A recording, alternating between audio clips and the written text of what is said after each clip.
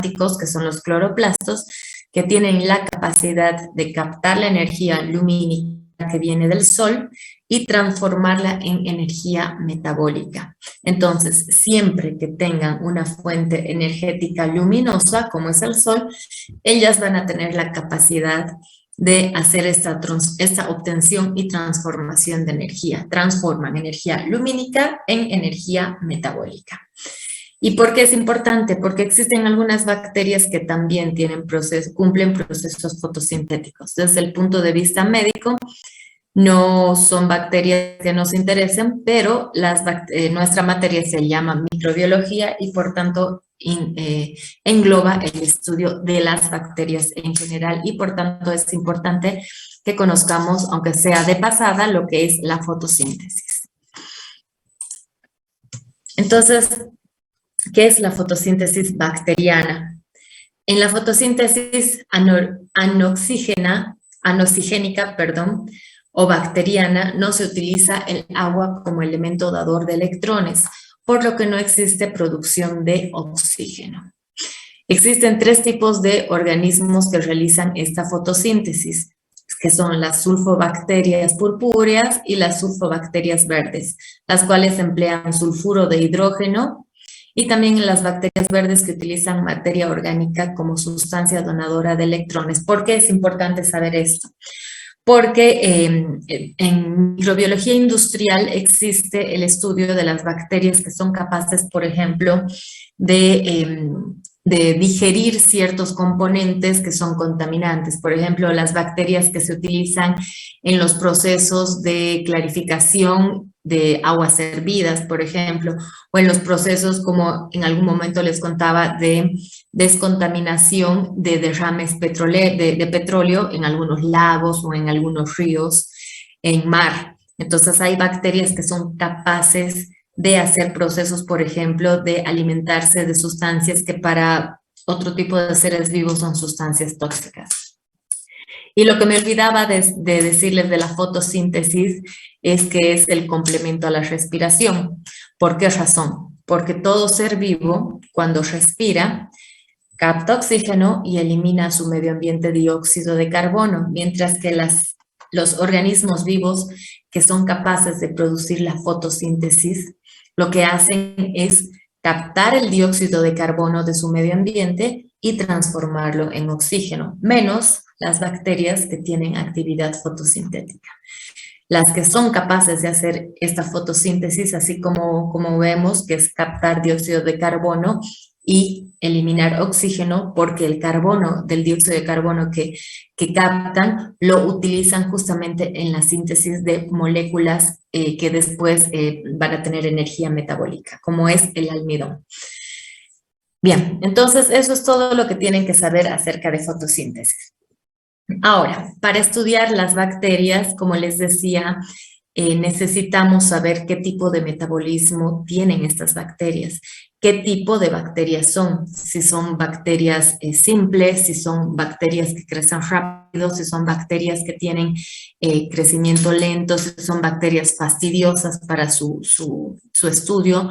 Por ejemplo, en el caso de Campylobacter jejuni, que es una bacteria que produce alteraciones a nivel del aparato gastrointestinal, obviamente cuando produce alteraciones a nivel del sistema gastrointestinal, lo hace a 37 grados, pero si nosotros queremos investigar si en una muestra de materia fecal hay Campylobacter jejuni, nosotros tenemos que elevar la temperatura o utilizar una estufa de cultivos diferente que esté graduada a 42 grados centígrados, porque en esta temperatura es que de manera in vitro esta bacteria se reproduce mejor y nosotros podemos identificar y observar todas sus actividades metabólicas. Entonces, ¿qué es un medio de cultivo? En realidad, un medio de cultivo es un sistema de funcionamiento que nos sirve para determinar la actividad de una vía metabólica a partir de un sustrato que se incorpora en este medio de cultivo y que la bacteria necesita para crecer o no. Entonces, dentro de lo que es la nutrición bacteriana tenemos que saber qué es un medio de cultivo. Recuerdan que cuando hemos visto la parte de historia, que siempre les digo, siempre es bueno saber de dónde nació todo esto para comprender realmente lo que estamos haciendo ahora, lo que nos llega a nuestras manos prácticamente hecho, pero necesitamos saber de dónde viene. Entonces, en los medios de cultivo, hasta hace unos 50 años atrás, no es muchísimo, no les estoy hablando de 100 o 200 años, todavía las personas que trabajaban en laboratorio tenían que preparar sus propios medios de cultivo. Entonces, tenían que adicionar a un medio de cultivo base que estaba hecho de agar-agar, que ya hemos dicho que el agar-agar es una gelatina que se extrae de unas algas marinas de color rojo.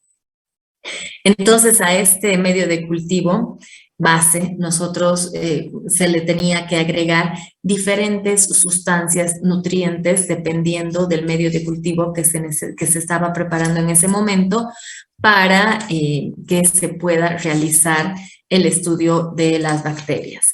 Y eso no es algo que, por ejemplo, se vea hace 50 años atrás, como les digo. Constantemente en laboratorios de investigación siempre están viendo la forma más adecuada de quizás encontrar mejores maneras, nuevos medios de cultivo que sean más efectivos, más rápidos, como para que se pueda revelar más rápido de qué bacteria se trate. Porque ustedes saben que lo mínimo que se necesita para hacer un cultivo y un antibiograma de cualquier muestra que ustedes piden, van a pedir cuando sean médicos a un laboratorio, es 48 horas. ¿Por qué razón? Porque en las primeras 24 horas se hace el primo cultivo y en las siguientes 24 horas se hace las pruebas de identificación bacteriana, que justamente son las pruebas para determinar qué tipo de vía metabólica tiene esa bacteria, y también se hacen las pruebas de susceptibilidad a los antimicrobianos. Ahora ya existen metodologías de alta tecnología que han reducido mucho el tiempo, pero estas metodologías son costosas y no están al alcance de todos. Generalmente se dan en hospitales, en laboratorios de hospitales grandes, en los que se puede tener hasta en 12 horas un estudio de cultivo y antibiograma. Entonces no nos disparemos y vamos a lo que es un cultivo tradicional. Entonces, ¿qué tiene que tener un medio de cultivo? Tiene que tener un conjunto de nutrientes, factores de crecimiento y otros componentes que conjunto con esto se creen las condiciones adecuadas para el desarrollo y reproducción de las bacterias in vitro. Nosotros tenemos que simular de la manera más adecuada en nuestro medio de cultivo un ambiente en el cual la bacteria se sienta cómoda para empezar a proliferar. No existe un medio universal común. Como les digo, depende de la bacteria que nosotros tenemos que identificar. Entonces, para su óptimo crecimiento es necesario dar condiciones ambientales adecuadas para este desarrollo. Hay algunas bacterias que crecen muy bien en ambientes aerófilos, en presencia de oxígeno. Hay otras bacterias que lo hacen mejor en ambientes que tienen mayor concentración de dióxido de carbono. Hay bacterias que se reproducen mejor a diferentes pHs. La humedad es muy importante cuando hablamos de reproducción bacteriana. La presión de oxígeno nuevamente, grado de acidez o alcalinidad del medio que está ahí en el pH. Bueno, y también falta aquí la osmolaridad. Para eso también es importante, y creo que esta parte la hemos visto ya, pero vamos a volver a repetir porque es muy importante que se sepa de qué microorganismo se trata.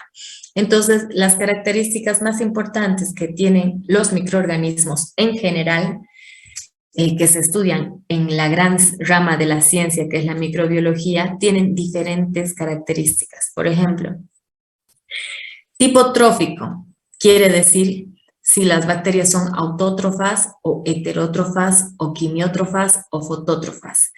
Las autótrofas ya saben que son las células, en este caso los microorganismos, que son capaces de producir su propia energía metabólica.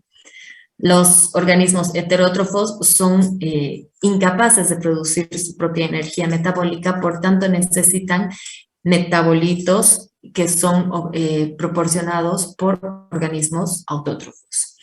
Los organismos quimiótrofos son los que obtienen su energía metabólica a partir de sustancias químicas.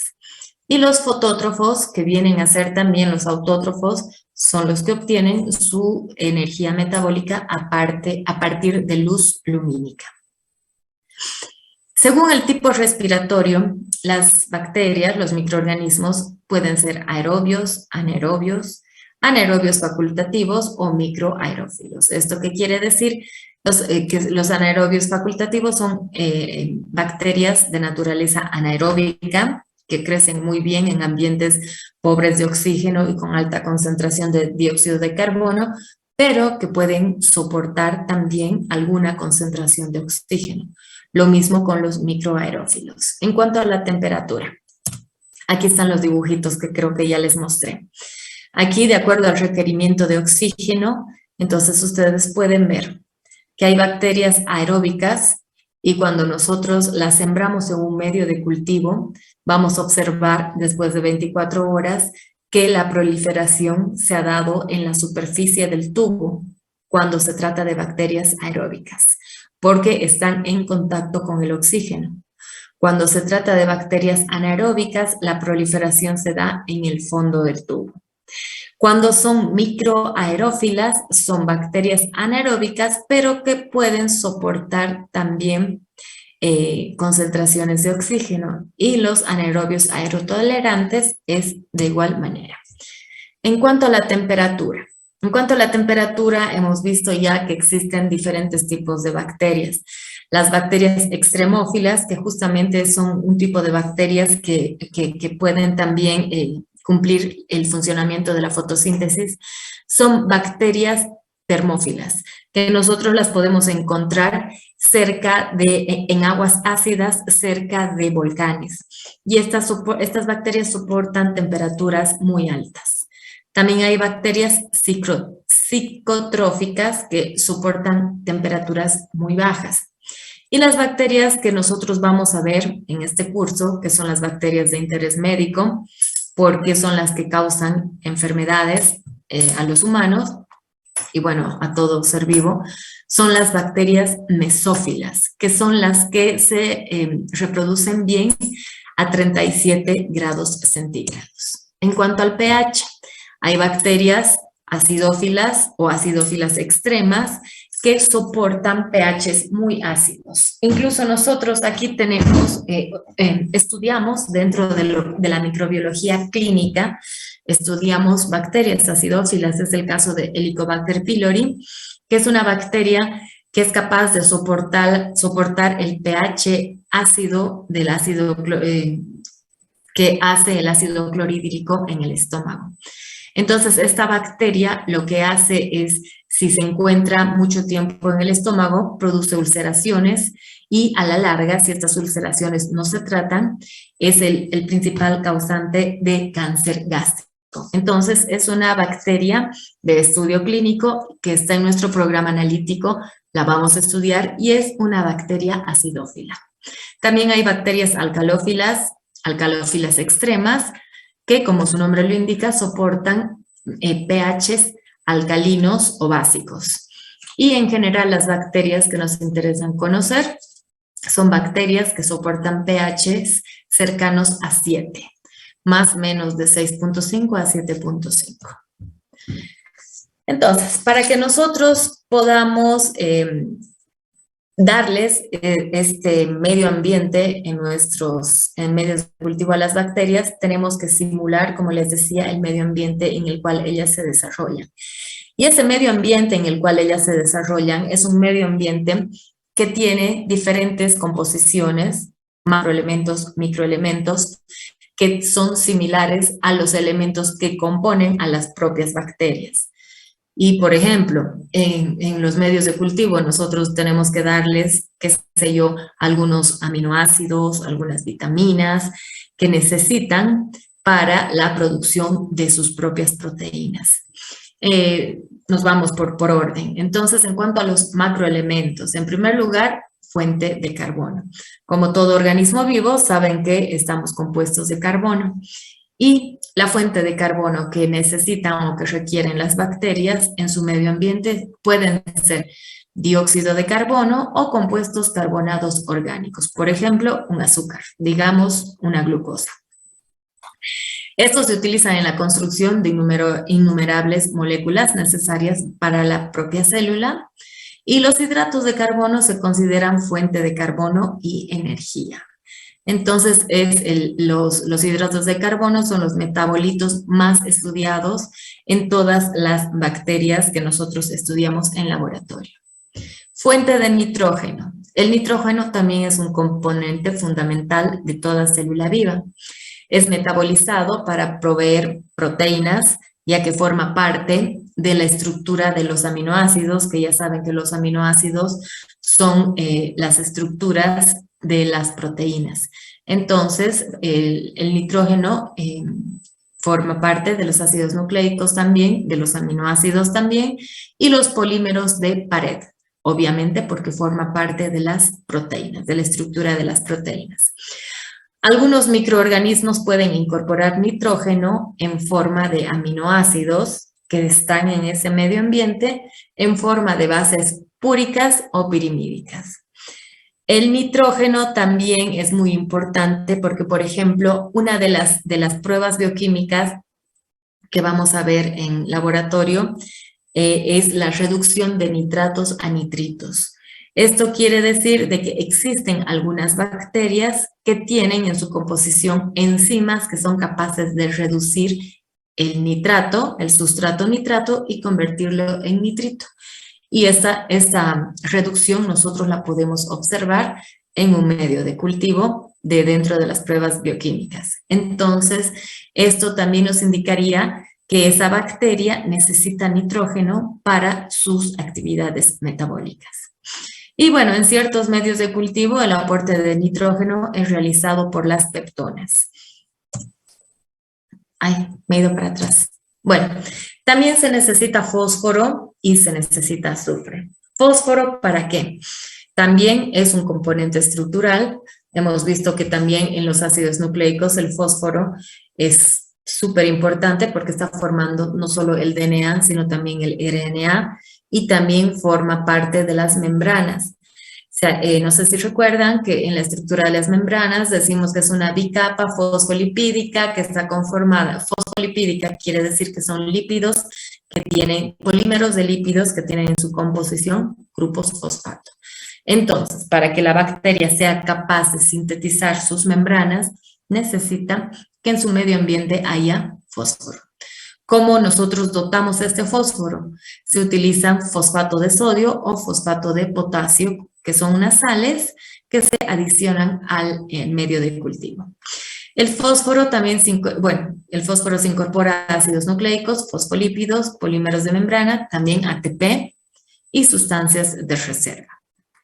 El azufre también es importante porque también forma parte de la composición de algunos aminoácidos, también forma parte de la composición de algunas enzimas. Por ejemplo, los aminoácidos que tienen sulfato son la cisteína y la metionina. Y en las células se incorpora a aminoácidos y diferentes coenzimas. Luego, en cuanto a las fuentes de potasio, magnesio y calcio.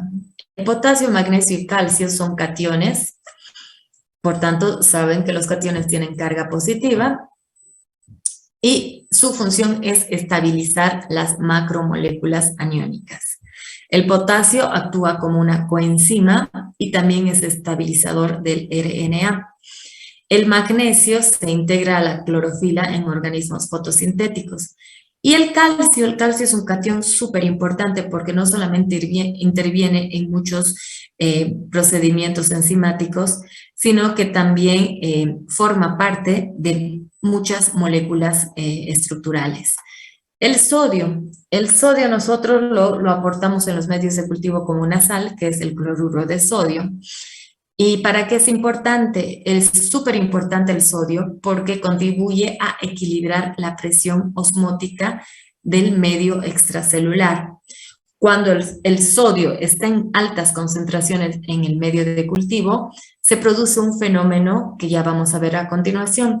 Y cuando está en bajas concentraciones, se produce otro fenómeno diferente. Por tanto, la concentración de sodio en el medio de cultivo tiene que estar ajustada a cabalidad. Otros componentes que tiene que tener los medios de cultivo son, como les decía en algún momento ayer o en la anterior clase, son como recetas de un extracto, un concentrado de cosas que requieren las bacterias. Por ejemplo, estos requerimientos de las bacterias nosotros los extraemos de compuestos orgánicos, que puede ser extracto de carne, extracto de levaduras, extracto de malta, que al obtener estos extractos nosotros obtenemos nutrientes, aminoácidos, proteínas, enzimas, coenzimas y diferentes factores de crecimiento, vitaminas, que necesitan las bacterias para poder crecer en ese medio ambiente nuevo que les estamos dotando nosotros. En cuanto a los agentes solidificantes, el agente solidificante que se utiliza, ya les dije, es el agar-agar. Si se acuerdan nuevamente de nuestra clase de historia, antes del agar-agar se utilizaba gelatina, pero los medios de cultivo no tenían la solidez necesaria para servir como un soporte para hacer las siembras y así aislar y observar a las bacterias. En cambio, desde que se utilizó el agar-agar, en la composición de los medios de cultivo, se puede, de acuerdo a la concentración de agar-agar que coloquemos en nuestro medio de cultivo, se puede obtener medios de cultivo de diferentes tipos que ya vamos a ver a continuación. Por ejemplo, si nosotros colocamos a nuestro medio de cultivo de 1.5 a 2% en la receta, vamos a obtener medios sólidos. ¿Para qué nos sirven los medios sólidos? Para hacer estudios de aislamiento bacteriano. Si nosotros ponemos de 0,2 a 0,3%, obtenemos medios semisólidos. ¿Para qué nos sirven los medios semisólidos? Para verificar, por ejemplo, si las bacterias que estamos estudiando son bacterias móviles o son bacterias inmóviles. Cuando hemos visto la parte de estructura celular, recuerdan que las bacterias móviles tienen flagelos que pueden ser en un solo polo, en ambos polos o en todo alrededor de la bacteria. Y hay otras bacterias que tienen pilis, que son como vellosidades que se encuentran alrededor de la bacteria y le ayuda a tener movimientos. Y estos movimientos nosotros podemos observarlos cuando sembramos esa bacteria en un medio semisólido y al cabo de 24 horas observamos si la bacteria se ha movido del lugar de siembra o no se ha movido. Y si nosotros obtenemos, 5%, vamos a obtener medios de consistencia firmes. Pero estos medios de consistencia firmes no se los utiliza mucho en laboratorios de rutina. Se los utiliza más en laboratorios de microbiología industrial y también en farmacias. La composición química es súper importante porque todo organismo vivo está formado de agua. Todo organismo vivo. Entonces, el dotar de agua a nuestras bacterias en su medio de cultivo es asegurar que ella va a tener en su medio ambiente la cantidad de agua necesaria para sus requerimientos. Es fundamental para la realización de todos los procesos metabólicos, funciones enzimáticas y además los medios de cultivo se preparan en laboratorio con agua destilada. ¿Por qué se utiliza agua destilada? En realidad se utiliza agua destilada y desionizada, porque los iones que hemos visto, sodio, potasio, magnesio, calcio, los iones son suministrados con el medio de cultivo. Si utilizamos una agua que no está desionizada, nosotros estamos aumentando la concentración de estos cationes y aniones que pueden estar presentes al agua y estamos aumentando a los cationes y aniones que vienen en el medio de cultivo para preparar. Entonces ahí ya tendríamos un medio de cultivo que variaría en su composición y dependiendo de la bacteria que se trate, podría ser de que esta bacteria no se llegue a reproducir y nosotros informemos como un falso negativo. Aquí es lo de la presión osmótica, lo que les decía. Nosotros tenemos, y eso tiene que ver también con el agua y con la concentración de cloruro de sodio. Nosotros tenemos que darle a la bacteria un ambiente isotónico.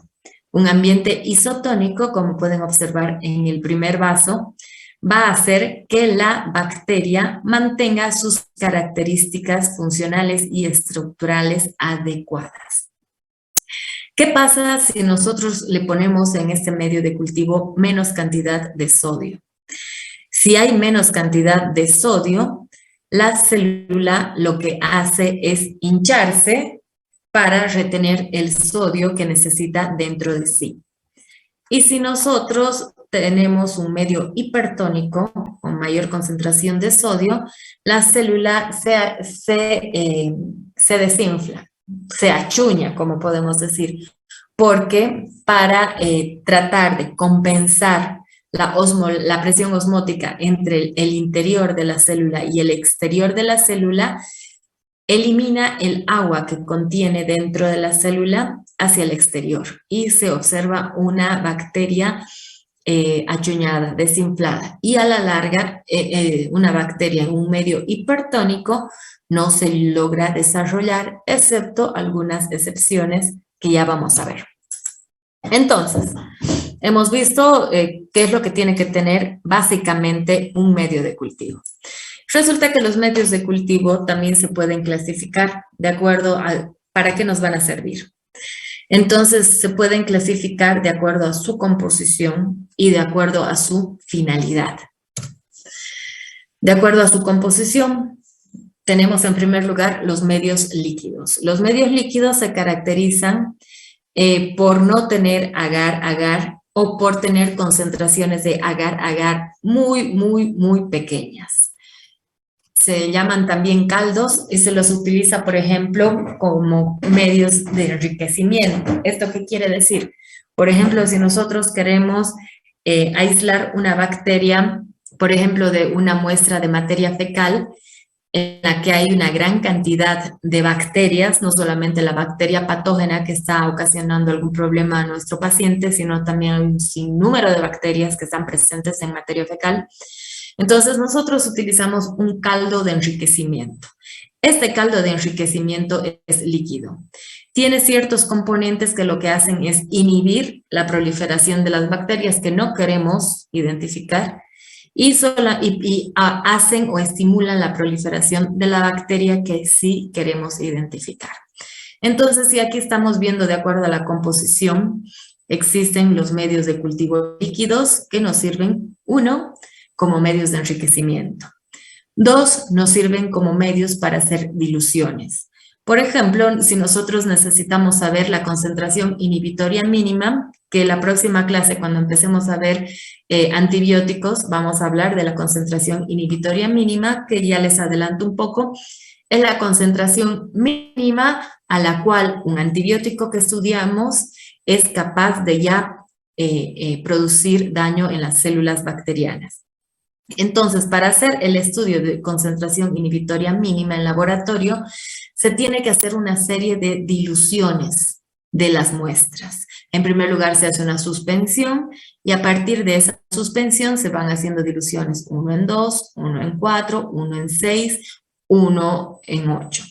1 en 2, 1 en 4, 1 en 8, 1 en 16, 1 en 32. ¿Qué es lo que pasa?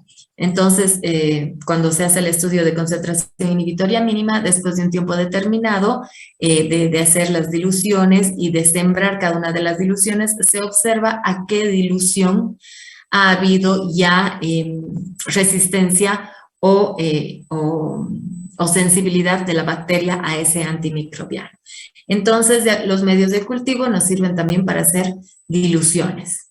También nos sirve para homogeneizar mezclas, enriquecer cultivos y rehidratar cepas liofilizadas. ¿Qué son las cepas liofilizadas?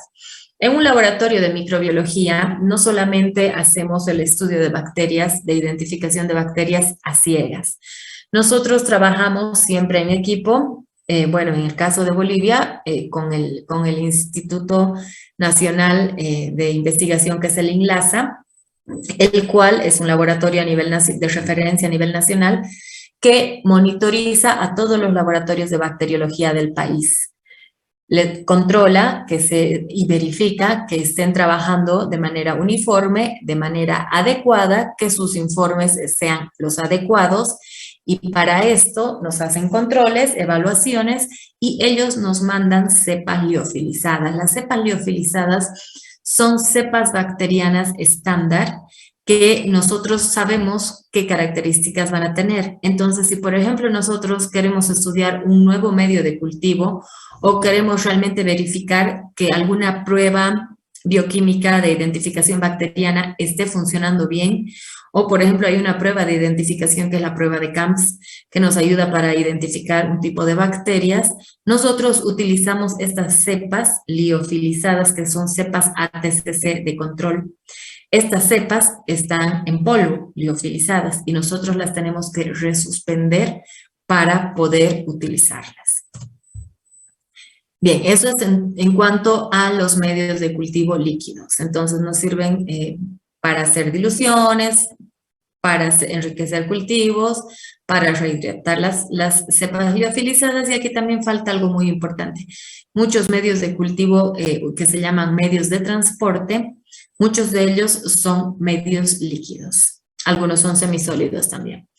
Bueno, también tenemos los medios de cultivo sólidos, que son los que más utilizamos en el laboratorio, que son justamente en los cuales nosotros realizamos nuestras siembras de la muestra. Se parte de un lugar donde está más, como se pueden ver aquí, las estrías están más juntas y la proliferación de bacterias es más tupidita, más seguidita. Después se va estriando en diferentes direcciones, que ya vamos a ver en el laboratorio, hasta hacer la última estría al medio del medio de cultivo, donde generalmente las unidades formadoras de colonias están aisladas, como pueden observar aquí.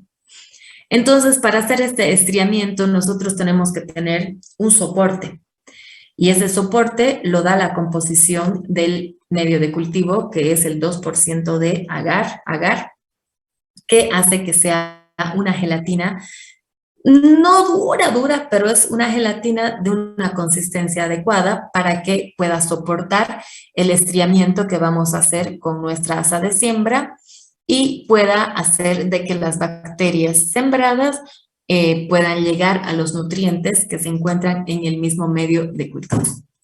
Se las utiliza en medios de cultivo que se encuentran en cajas Petri, que son estas cajitas que hemos visto que un científico llamado Petri las diseñó, se ideó, y son las que se utilizan hasta el día de hoy. Y nos sirve para separar microorganismos o aislar microorganismos, como pueden observar aquí. Estos puntitos son colonias, llamadas también unidades formadoras de colonias, y se han formado a partir de una bacteria que estaba bien aisladita aquí, entonces ahí se formó una colonia. Aquí había otra bacteria y se formó otra colonia. En cambio, si ven aquí en este estriado, hay unidades formadoras de colonias, hay colonias, pero son tan tupiditas que nosotros no podemos determinar prácticamente las características de estas colonias. En cambio aquí, sí. Entonces, este medio de cultivo sólido nos sirve para favorecer este desarrollo de colonias. Bueno, también están los medios semisólidos, que tienen una consistencia leve o gelatinosa, que es el medio líquido al cual se le adicionó una proporción adecuada de agar-agar, que hace que sea una consistencia ni sólida ni líquida. Entonces es una consistencia semisólida. ¿Para qué nos sirve? Ya les di el ejemplo, para hacer estudios de, por ejemplo, movilidad. También para determinar, por ejemplo, hay algunas bacterias que son capaces de volver líquida a la gelatina, porque tienen en su composición enzimas que es la gelatinasa, que rompe las proteínas del agar-agar y el medio de cultivo, al ser semisólido, luego se vuelve líquido. Entonces, con esto nosotros podemos utilizar los medios semisólidos para observar diferentes cualidades de las bacterias que estamos estudiando. Todo esto es por su composición. Nuevamente, entonces, por su composición son líquidos, sólidos y semisólidos. Y de acuerdo a su finalidad, existen medios comunes, medios diferenciales y medios de enriquecimiento y medios selectivos. El medio común es el más simple, que solamente tiene los nutrientes más básicos para que proliferen las bacterias. En este medio de cultivo común proliferan muy bien muchísimas bacterias y es el medio de cultivo básico al cual después se le puede ir adicionando diferentes cosas para convertir el medio de cultivo selectivo o diferencial. ¿Cuáles son los componentes de este medio de cultivo? Caldo común, caldo de carne, extractos de levadura, quizás algunos factores de crecimiento, pero muy básicos.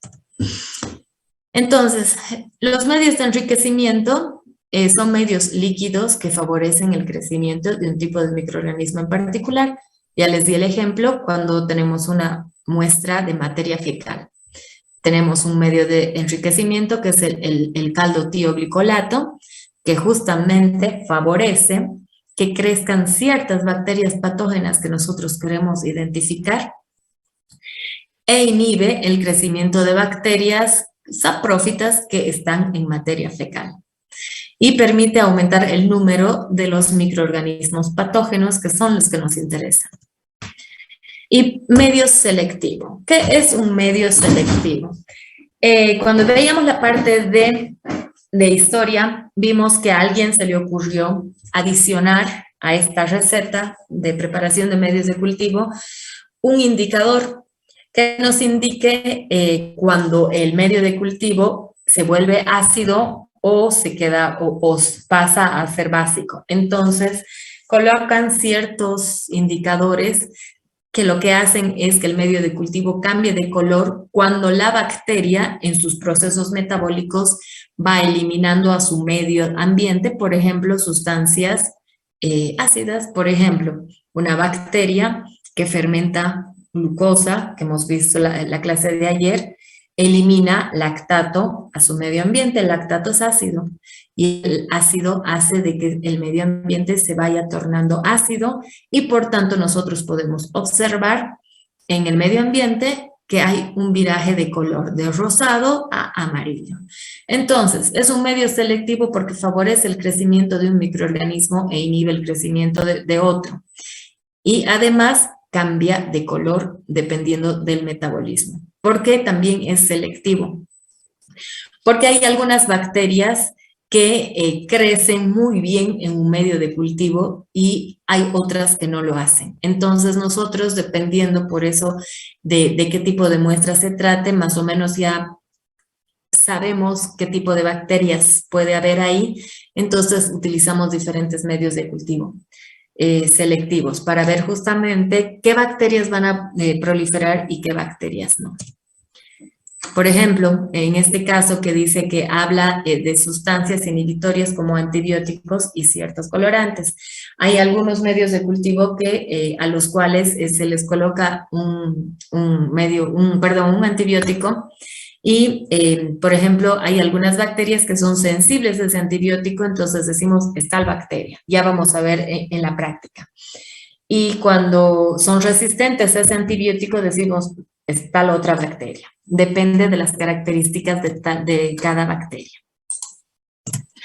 Y bueno, y por su finalidad también son los medios diferenciales, que también son medios que nos permiten diferenciar la actividad bioquímica de cada bacteria. Por ejemplo, en este medio de cultivo, nosotros podemos observar bacterias que son lactosa positivas, el ejemplo que les daba antes, de las lactosa negativas. Las bacterias lactosa positivas van a hacer que este medio de cultivo se torne rosado más oscuro, por tanto las colonias nosotros las vamos a observar rosadas fuertes. Son lactosa positivas, por ejemplo, las colonias de Escherichia coli. Mientras que hay bacterias que no son capaces de fermentar la lactosa, entonces proliferan en un medio diferencial, pero lo hacen de otro color. Son bacterias que tienen otras características metabólicas que las estudiamos en otro tipo de medios de cultivo. Entonces, ¿cuál es la finalidad del medio diferencial? Revelar características fisiológicas de los microorganismos. Y bueno, aquí son los medios que más se utilizan en el laboratorio, que son selectivos y son diferenciales.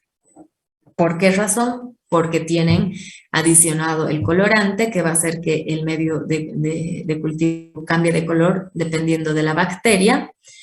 Y también tiene ciertas sustancias que hacen que se inhiba el crecimiento de algunas bacterias y favorecen el crecimiento de otras bacterias. Por ejemplo, aquí nosotros podemos ver, por ejemplo, el medio, aquí tengo no está aquí, más atrás tengo, ya les voy a mostrar. Por ejemplo, aquí habla del medio manitol salado. El medio manitol salado es un medio que se caracteriza por tener mayor concentración de sal en su composición. Y esto hace que se inhiba el crecimiento de todas las bacterias menos de estafilococos. ¿Por qué razón? Por la actividad osmótica, por la presión osmótica que hemos visto hace rato.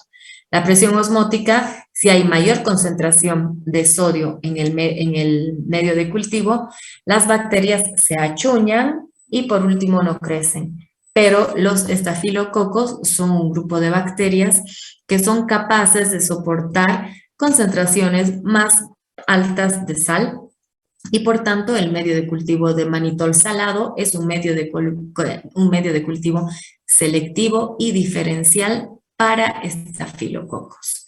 Aquí ustedes pueden ver, por ejemplo, el medio de cultivo EMB. Es un medio de cultivo que se llama EMB por su composición.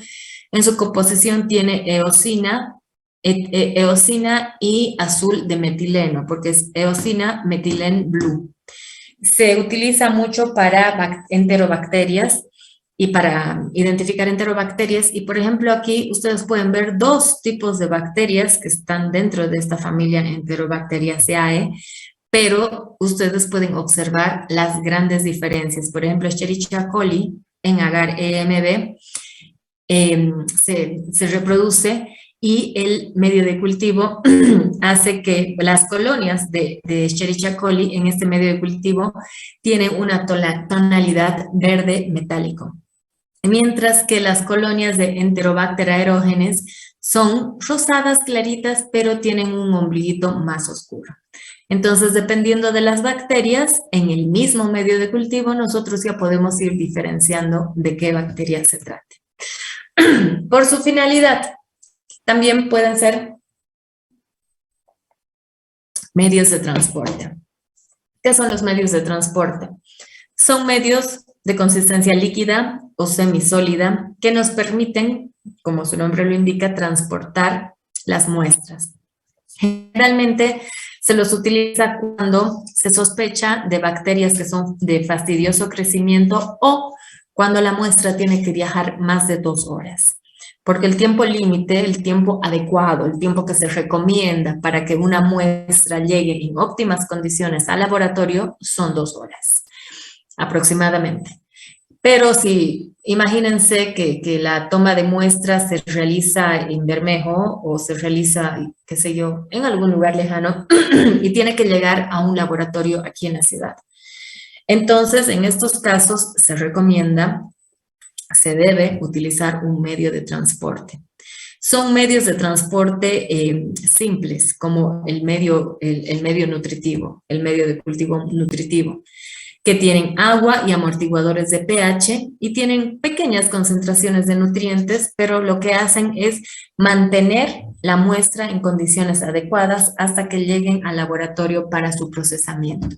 Y aquí en la fotografía ustedes pueden ver algunos medios de cultivo comerciales. Algunos laboratorios preparan sus medios de cultivo, que generalmente son líquidos, en frascos esterilizados cerrados, y también proporcionan a los médicos para que ahí coloquen la muestra. Pero generalmente se utilizan estos medios de cultivo comerciales que tienen la finalidad de garantizar el cierre hermético, porque es cierre a rosca, y como ustedes pueden observar aquí, se puede colocar los datos del paciente, los datos de la muestra, el nombre del médico y también el nombre de la persona que ha tomado la muestra, que a veces no necesariamente es el médico, puede ser una enfermera o cualquier personal de salud. Entonces se toma la muestra generalmente con el hisopito, que viene en un sobre cerrado, totalmente estéril, con condiciones, con las mejores condiciones de asepsia, se toma la muestra y se introduce dentro del frasquito. Dentro del frasquito, no sé si logran ver aquí, ahí está el medio de cultivo, donde ingresa el hisopo con la muestra, se cierra la rosca, se colocan los datos y se envía al laboratorio. Bueno, aquí esta partecita en realidad yo quería mostrarles que es, por ejemplo, el agar-agar. El agar-agar o el agar nutritivo es el agar más simple que hay. ¿Y para qué sirve? Para preparar agar nutritivo. Está usado para el desarrollo, les digo agar-agar o agar nutritivo es lo mismo porque son términos que se utilizan así en laboratorio. Se utiliza para el desarrollo de bacterias y hongos, no para virus, obviamente. Y son para bacterias y las de más fácil crecimiento. Y además nos sirve para preparar otro tipo de medios de cultivo, adicionándole diferentes cosas. Por ejemplo, se le puede adicionar sangre de carnero al 5% y nosotros podemos obtener un agar sangre. A este agar sangre se le hace dar un hervor, se lo somete a calor y nosotros podemos obtener un agar chocolate.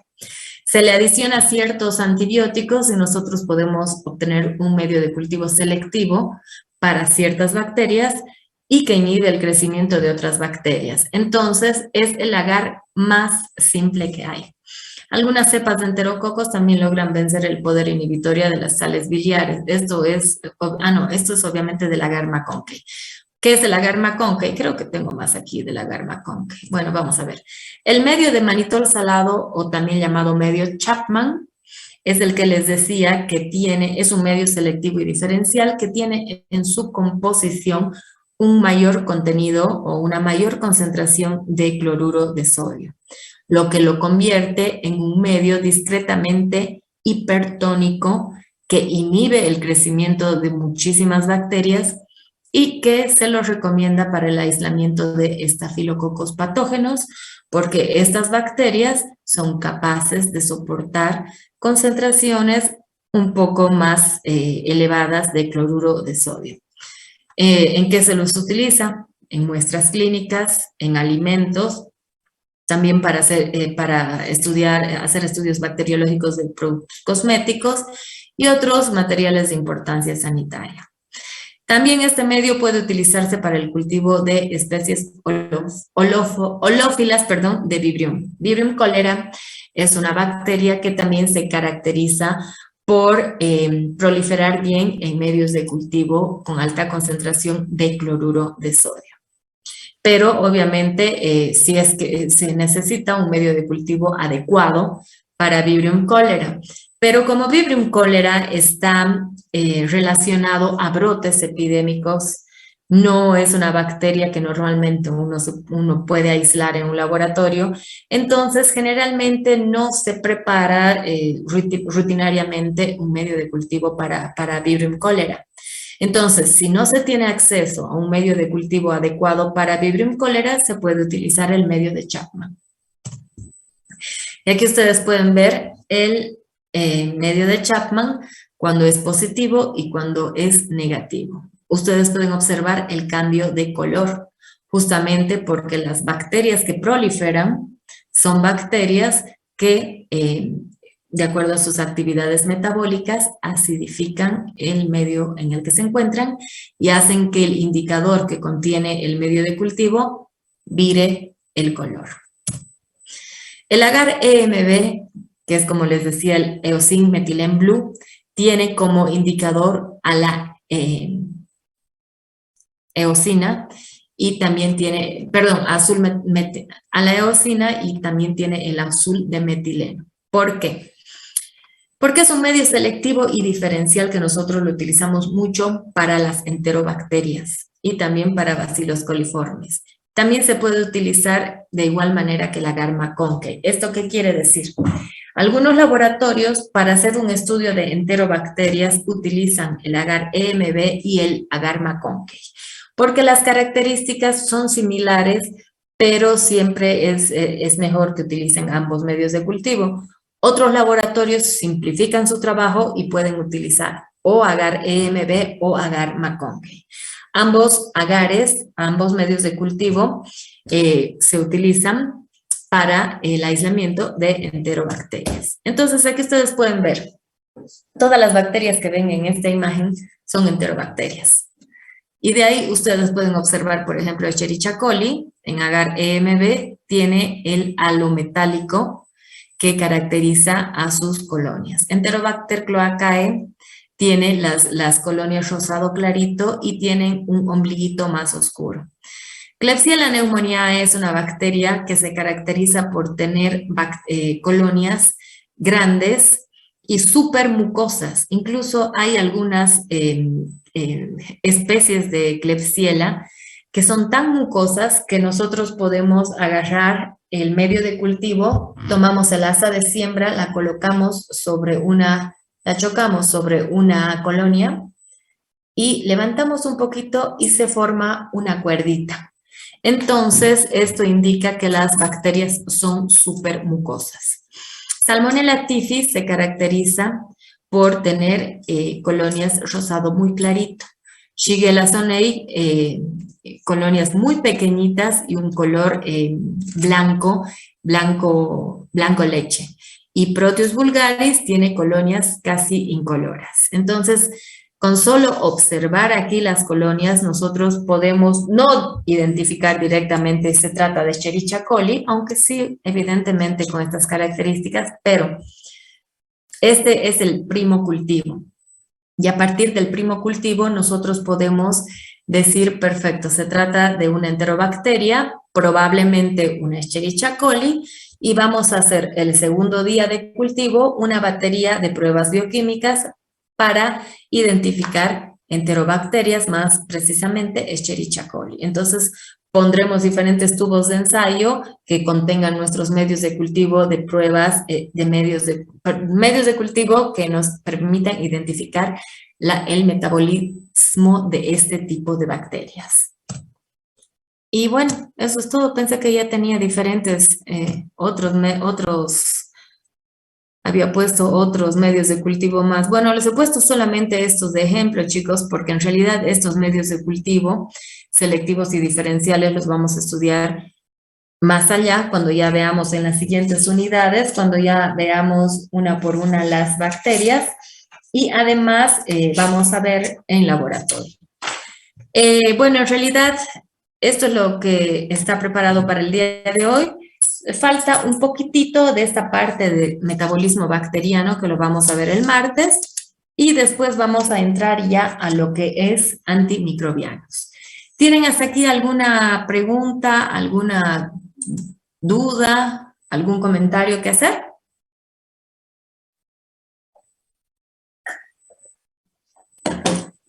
¿Me han entendido, chicos?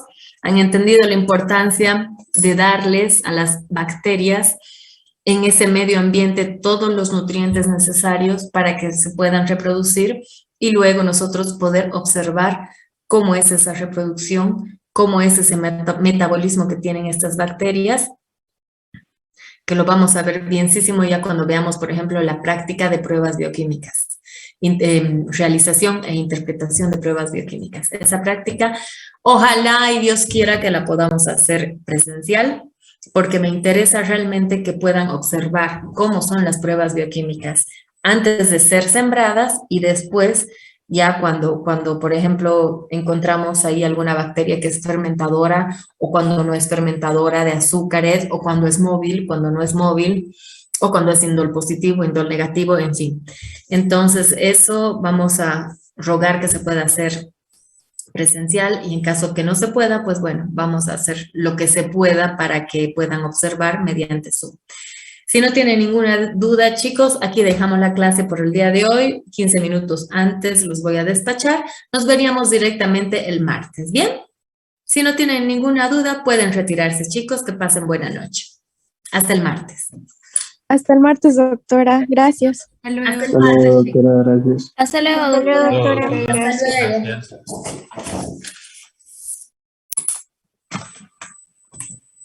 Gracias.